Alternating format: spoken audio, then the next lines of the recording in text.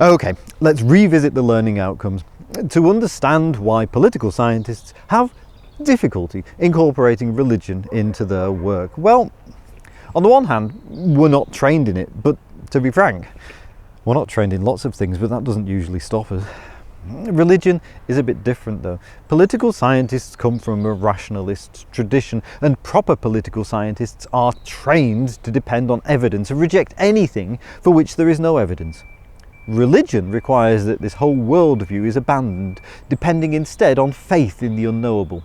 Through all the years toward getting their PhDs, political scientists have had this worldview drummed out of them. To understand the current biases in scholarship on religion and foreign policy, well, current literature is massively biased toward Christianity in the US, and in particular, evangelical right-wing interpretation of that. This means there's a huge undiscovered world of scholarship out there on other religions and foreign policy. It's tempting to ignore the evangelical right-wing, as McGoran points out. Many have written them off as warlike, bigoted, racist, credulous, irrational, conspiratorially paranoid and right-wing.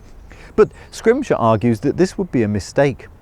Apocalyptic arguments made by people of good and sincere faith have apparently succeeded in persuading millions. It's unfair and dangerous to dismiss these arguments as irrational and the audiences persuaded by them as ignorant fools. In a world where bright utopic visions compete with increasingly plausible scenarios of global catastrophe, it seems imperative to understand how our anticipations of the future may be both inspired and limited by the ancient logic of apocalypticism.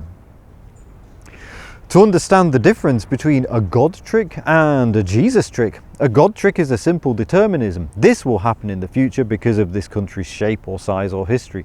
But a Jesus trick overtly adds religion into the mix.